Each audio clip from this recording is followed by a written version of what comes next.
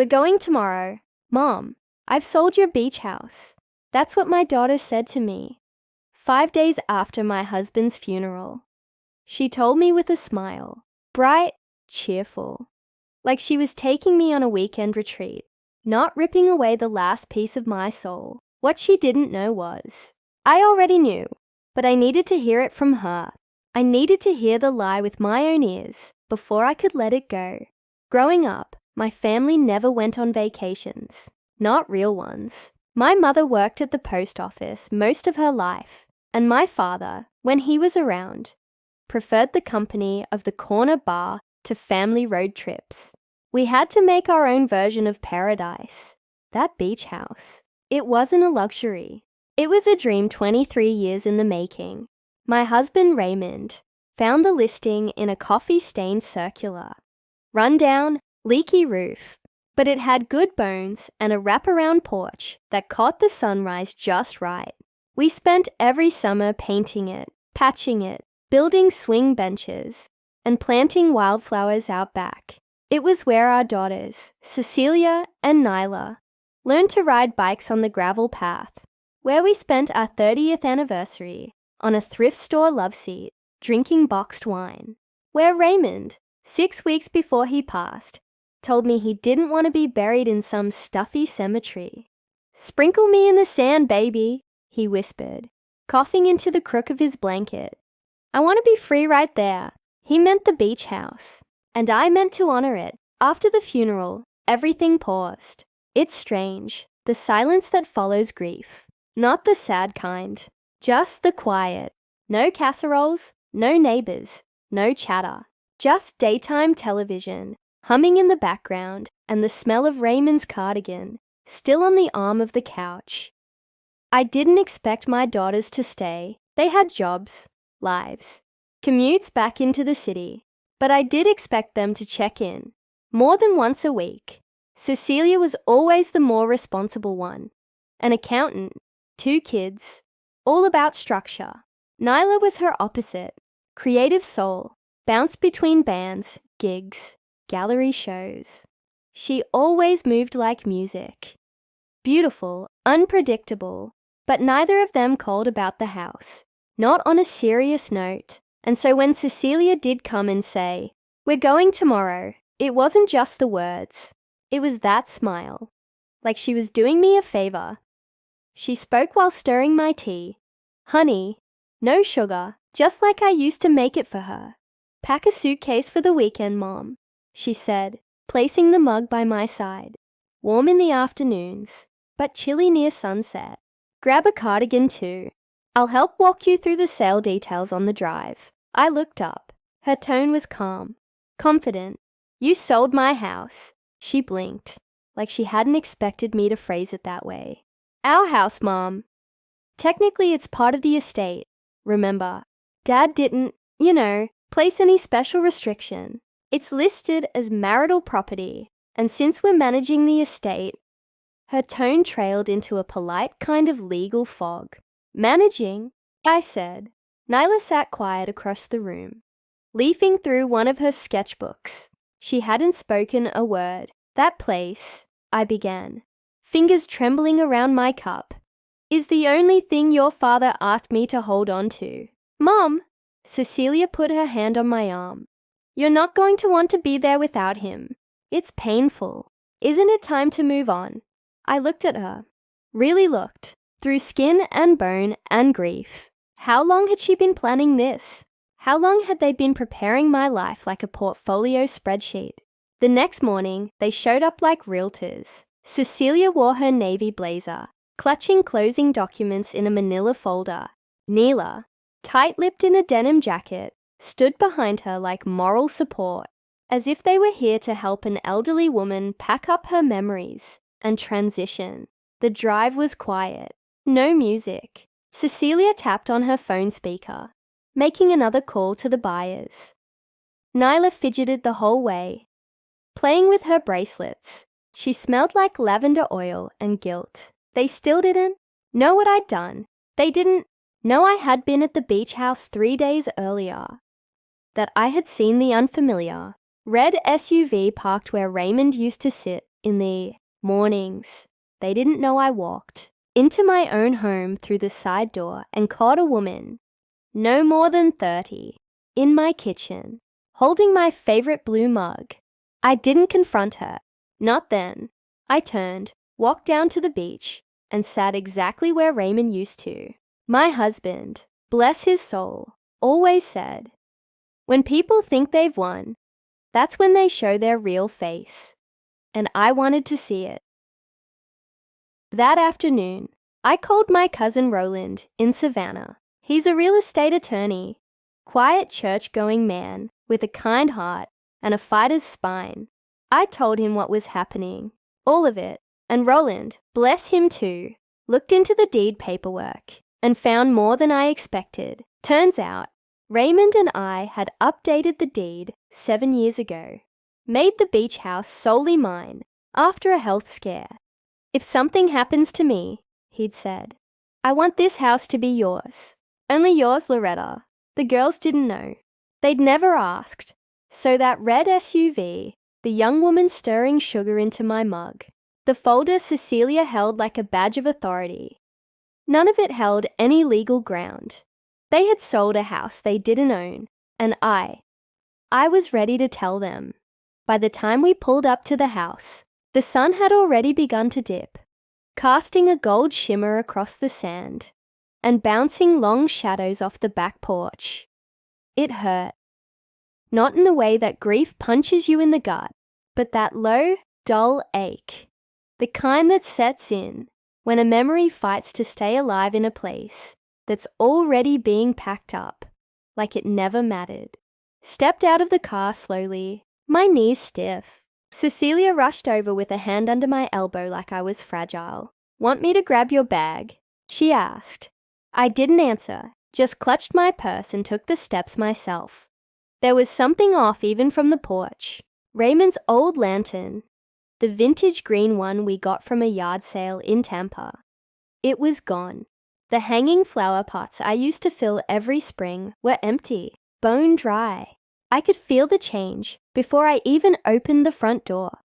And when I opened it, the scent didn't hit me at first. It was quieter than usual. No sandalwood. No salt air caught in curtain linen. Instead, it smelled bleached, like someone had scrubbed away every lived-in moment. Pictures were still on the walls, but not ours. Neutral art, abstract, and the couch. It wasn't ours either. Staging, Cecilia called casually behind me.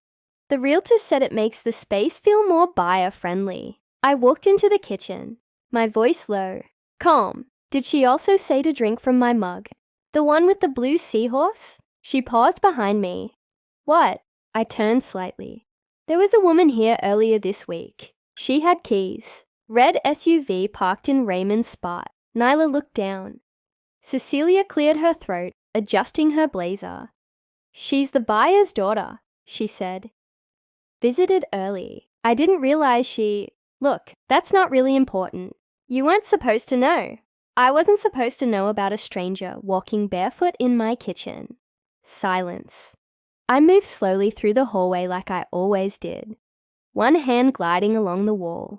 The small marks on the doorframe were still there, little pencil lines and months scribbled in faded marker. Nyla at age 7, Cecilia at 10, times when life felt pure. I stopped at Raymond's old study door. It was locked. That's when I turned, with a calm they didn't recognize in me. The calm that comes when you're stepping back into your own power. I said, "Open it." Cecilia blinked. "There's nothing in there, Mom." They requested we keep that room off limits because of the staging. I set my purse on the small entry table beside me, unzipped it slowly, and pulled out a gold key. Then this shouldn't be a problem, should it? The door creaked open. Inside, everything was exactly as we left it. The model ship Raymond never finished. His ledgers. A scarf, still draped over his lounge chair. I walked across the room and opened the cabinet drawer below the desk. Second folder, yellowed from use. I turned back to them and held it up. The beach house is mine. Nyla's mouth parted like a half-drawn confession. Cecilia, on the other hand, looked confused. Uncomfortable. That's not. How is that possible? Raymond and I updated the deed years ago, after his first heart attack. I have sole ownership, legally binding, filed, sealed, and endorsed in Chatham County. I placed it gently on the desk, which means whatever you've told that buyer, whatever you tried to sign, doesn't mean a thing. Cecilia's hand dropped to her side. Her voice sharpened. Why would you keep that from us? You didn't ask, I said. You assumed, just like you walk into a home and think you understand its memories better than the people who built them. Nyla, for the first time, stepped forward. Mom, we thought we were helping. You cried every night after the funeral. You said you couldn't breathe in the room without him. You thought I wanted to run, I said. But I was mourning in the place he loved. That's healing, baby. That's not weakness. I could see something shift in her eyes. Shame, then sorrow. Cecilia spoke quietly. We just didn't know how to help. Everything felt fractured. I nodded. For the first time that day, I softened. Cecilia, I raised you to solve problems before they hurt people, not after. What you did, selling something that wasn't yours to sell, that was betrayal. Yours came in a folder, signed and clipped. She looked down. I walked past them both, back to the kitchen, and poured myself a glass of water. As I drank, I turned and said, I spoke with the buyer, told her I'd be keeping the house. She was gracious, said it's happened before. You already told her? Cecilia asked, her voice rising a little. She already knew, I said. There's paperwork she requested to verify title ownership. She never got it from you because you never had it. That woman in the kitchen, she was a contractor, sent to assess plumbing. The buyer never sent her. The air grew still. It was quiet, except for the soft creak of Nyla sinking onto the living room couch, her fingers across her lips. Tomorrow, I said. We're not going anywhere. For the next few minutes, no one moved. Cecilia stood stiffly near the hallway, arms clenched tight across her chest, like she was holding herself in place. Neela sat curled on the edge of the couch, ankle bouncing, her eyes fixed on something that wasn't there. And me? I just stood still, with the glass trembling slightly in my hand, my fingers wrapped firm around it, like it might save me from saying something too sharp. I didn't want to hurt my daughters. That was never my plan. But there's a difference between hurting someone and letting them pretend they haven't already hurt you. I cleared my throat. You know what hurts the most? I asked softly. Neither of them answered. I would have given it to you, I said. One of you, eventually, the house, the land, everything in it. I would have passed it on, with blessing and memory and love. But instead, you tried to take it like it was furniture, in a will no one wanted to read. There was a beat of silence before Nyla looked up at me. Mom, she said, voice husky. I didn't sign anything. I thought Cecilia had already cleared it with you. I shouldn't have gone along with it, but I didn't know how much it meant. Not really. I met her eyes. How could you not know, baby? That house raised you. Tears filled her lashes. She nodded slowly, lips pressed together, like she might burst if another word came out. Cecilia finally spoke, and when she did, her voice had lost that lawyer's edge. It wasn't about the money, moms, I swear. I didn't do this for a check. Then why? She blinked quickly, defensive at first, and then it dropped. All of it. The veneer, the role, the control. Because I'm scared, she said. That caught me. After Dad died, I started thinking about how fragile it all is. One accident, one illness, and everything changes. You're here by yourself, far from family, no security system, no nearby hospitals. And if something happened to you out here, how long would it be before anyone even noticed? She looked at me with something more than frustration. It was fear, real fear. I know you think I'm trying to take things from you, she continued, but I was trying to give you safety. stability, something manageable. I set the glass down on the counter, gently. I survived more in my first 30 years than comfort ever gave me, I said. I know how to be alone. I don't need protection that comes with deception. She looked down again. You never let me mourn, I whispered. You gave me paperwork and deadlines. You looked at my grief like it was something to clean up, not carry. Cecilia sank into the dining room chair and put her face in her hands. Her breath shook, something about seeing her like that. Shoulders small, elbows close. It made me remember the little girl who once got nervous before every piano recital, the one who twisted her fingers in her lap and wouldn't take a step on stage until she knew I was sitting in the front row. Maybe some part of her was still that girl, still looking for someone to sit with her through the fear. I sat across from her slowly. Nyla joined us at the table, dragging her chair from the living room, so it squealed like chalk across old wood. We sat there, 3 women at a worn table, in a house built by love and argued over by grief. I said quietly, I'm not selling. Not now, maybe not ever. But one day, if something happens to me, and this house does go to you, I hope you treat it with more heart than business. They nodded. I do forgive you, I said. But it doesn't mean I'm not disappointed. And then, because we are mothers and daughters and complicated women trying our best, I reached across the table and took both their hands. We stayed the weekend, not because we had to, but because we needed to. We didn't speak about the sale again. Not directly, but late that Saturday night, Neela came to find me sitting in the Adirondack chair, out near the dunes. She didn't say anything at first, just stood near me and wrapped my cardigan tighter around my shoulders, without asking. That mark on the fence, she said, pointing past the walkway. You remember when I climbed it to get a kite down and cracked my elbow? You screamed like a banshee, I said. We both laughed gently. I forget things, she said, until I'm here, and then it all floods back. That's memory, I said. It knows where it's welcome. Her voice cracked a little. You're not going to cut us out of the will now, are you? I turned to her, steady. I'm not my mother, I said, and I'm not writing stories in revenge, but I am updating the will to make sure it's clear. No more assumptions, she nodded. That was fair, but, I added, anyone who wants this house will have to earn it. That includes showing up before the closing papers. She leaned her head on my shoulder. For the first time since the funeral, I felt like I might have something resembling peace. The next morning, I woke to the sound of seagulls overhead and the scent of cinnamon. Cecilia was in the kitchen. I could hear the quiet clink of utensils, the careful pause between steps, like she didn't quite trust herself to move around the place yet, like she was scared she'd break something even more fragile than bone and plaster. That was good, not the guilt, necessarily, but the care. After everything, it was the first time in weeks I'd seen her move through a space without rushing to fix or control it.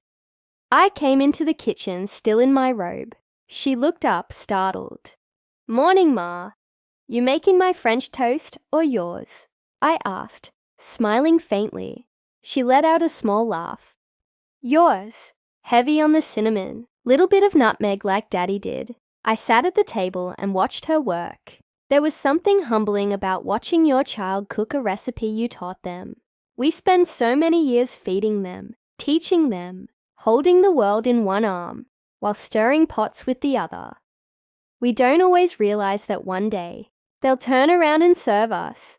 I called the buyer again last night, she said, flipping a slice carefully. Told her the deal's off for good. You already told her that, I reminded. I know, she said. Just wanted to say it properly. Myself. There was a pause. She said you were kind, Cecilia added. That you didn't yell. She said most people don't handle things like that anymore. I smiled. Kindness gets remembered longer than anger. She nodded, flipping the toast onto a plate. And I told her, she continued, That one day when we deserve to inherit this place, we'll treat it right. I met her eyes. No tears, no theatrics, just quiet truth. That afternoon, we brought Raymond down to the shore. Not in a ceremony, not with music, or guests, or anything posted online. Just me, my girls, and a small silver urn the size of a mason jar. Nyla carried it gently, wrapped in a beach towel. Cecilia brought one of Raymond's church hats. She didn't know what else to hold. The tide was low. You could see the wide stretch of crushed shells, leading out toward the horizon, and the wind was soft. Not warm, not cold, just steady, like it was holding its breath. We stood in a crescent near the waterline. I said a few words, simple ones. He loved this place, not just the wood and the porch and the ocean view. He loved what it held, our memories, the years you girls learned to bike and fight and make up. The way the dog used to bark at waves like they were burglar alarms. They both smiled, even through the tears. Then I said, wherever he is now, I know he's watching, and I know he'd still want me to fight for our story. Nyla unscrewed the top gently. The ash caught in the breeze, sweeping out toward the open water, slow. Grey wisps dancing over sand and sea like morning fog. As he disappeared into the light, I whispered, "You're free now." I imagined him there, in that sunlit corner of the ocean, grinning up through the surf with his arms crossed and pride in his eyes. That man who built this place with his hands and loved me with his whole heart. We didn't say much after that, just sat in the sand, Cecilia leaning against me on one side. Nyla curled up like a child, her knees to her chest and her eyes squinting into the wind. I didn't need a funeral to say goodbye. I needed that stillness, that return. Later that evening, Cecilia stayed back to work on her boys' school registrations on her iPad, and Nyla and I took a walk down the old nature trail behind the house. The one Raymond and I used to walk every morning after coffee. Back before his knees failed him. Back when we could still laugh at how bad we were at birdwatching. You and Cece, Nyla said after a while, you're alike in weird ways. Oh, you both love permanence. Different kinds, though. I smiled. Explain. She wants control, she said. Wants to keep things boxed, clear-cut, framed in law and numbers. But what you love, it's the kind of permanence that lives in muscle memory, in habit. It's not written down anywhere. But it's deeper. She stopped and picked up a seashell, brushed the sand off slowly. You were never going to let this house go. No, I'm glad, she whispered. We turned the bend where the trail looped back toward the porch. You and Cece gonna be okay?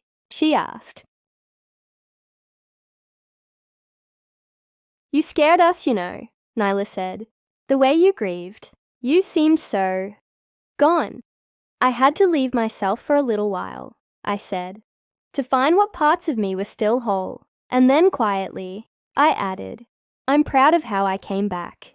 That night was the first time all three of us slept under the same roof since Raymond's stroke, years before his death.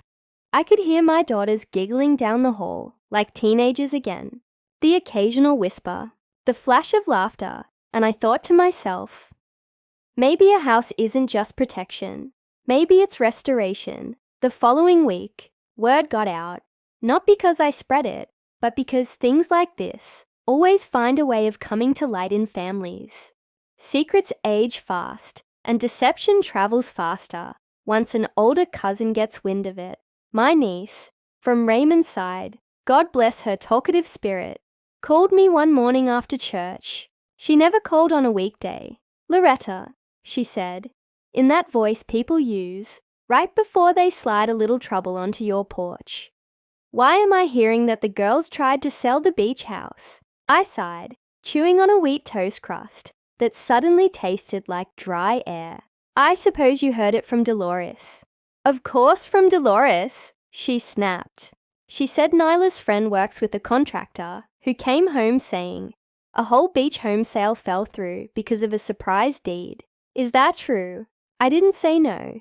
I just said softly, "It's handled now." "Well, it better be," she said, lowering her voice. "There's family talk, real disappointed talk. Not about the sale, honey. We all understand money's tight, but about how they handled you." And just like that, the shift began.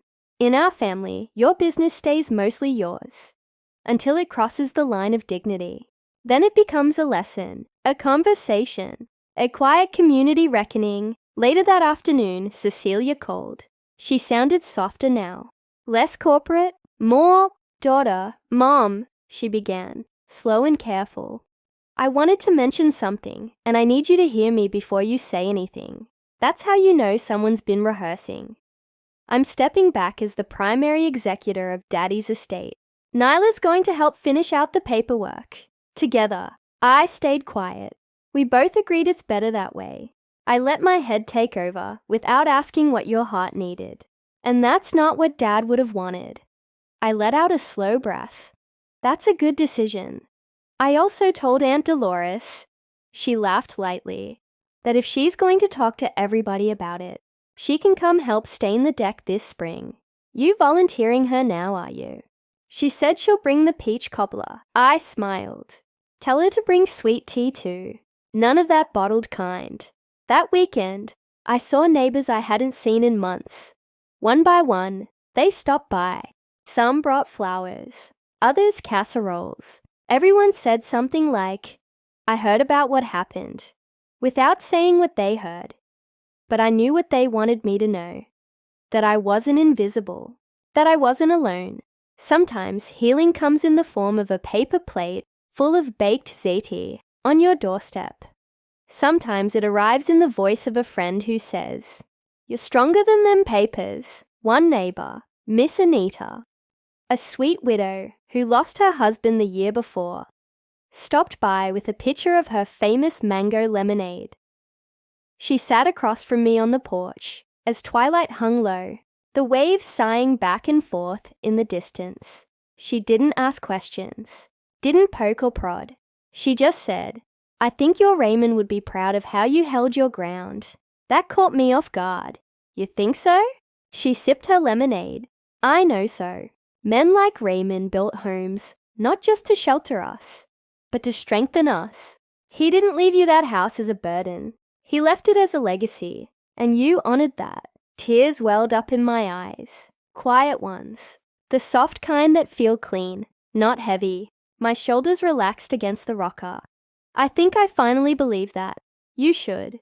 We rocked together for a while, listening to the world quiet down with the sun. A few days later, Nyla drove up again, this time with a canvas print tucked under her arm. "I've been working on something," she said, avoiding eye contact. She pulled it from the towel wrap and set it gently on the kitchen table. It was a painting of the house, just as it looked from the water's edge. The soft tide brushing the sand, faint outlines of fireflies in the dusk, and in the exact center of the porch, Raymond, painted lovingly in a blue cardigan, waving.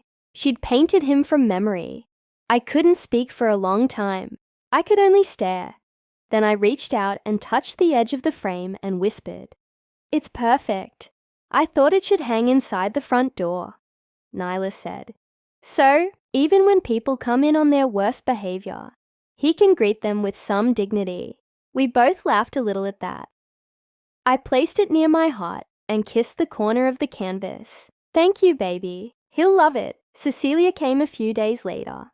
No folders, just her old overnight bag and a promise to cook dinner for once. We ate together, the three of us, over gumbo and cornbread and banana pudding Nyla insisted she made mostly by scratch, and, under the soft lighting of the house my husband built, I saw my daughters not as children, not as women trying to make all the right decisions, but as people, complex, flawed, loving people, trying, growing, repairing. Raymond would have called it the long work, the hard kind, the good kind. We didn't fix everything in a week, didn't become the perfect little Sunshine family, where no one steps on toes or forgets to call or makes assumptions they shouldn't. But we planted something again. That's the thing about homes. Real homes. They don't just hold memories.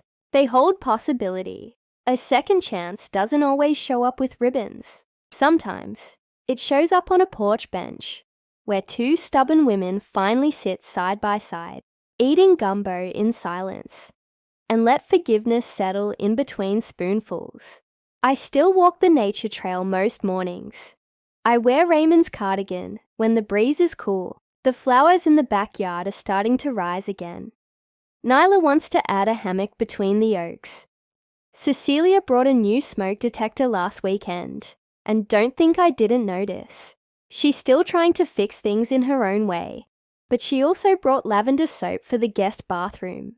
A small thing, thoughtful, and last Sunday, for the first time in years, I heard my daughters laughing in harmony again from the front room. An old movie playing, popcorn spilled on the rug, nobody in a rush to be anywhere but here.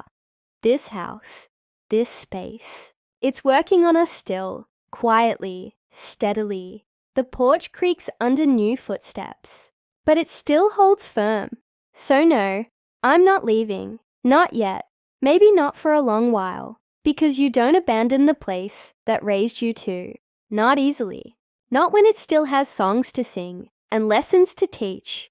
And just maybe, when the time really comes, when I do pass this house on, I'll know they're ready to hold it with both hands. Not as a transaction, but as a trust. I sometimes wonder, when your own family betrays your trust, however gently or well-intentioned, what do? Do you confront it head-on? Do you forgive quietly? Do you hold your ground or make room for grace? Or maybe some of us are learning to do all three at once. You tell me, because maybe someone out there listening, someone sitting with the weight of something they never got to say. Maybe you need a nudge too, to have that conversation, to write that line back into the will, to forgive, but not forget. Because forgiveness is not forgetting, it's remembering differently. Would you have stood your ground like I did? Or would you have let the house go? Tell me in the comments. Because healing is a story better told together. And if this story touched you, subscribe, comment, and share with someone who needs reclaiming too. Stay strong, stay kind, and remember, some homes don't just shelter you, they save you. Until next time, Mama Loretta.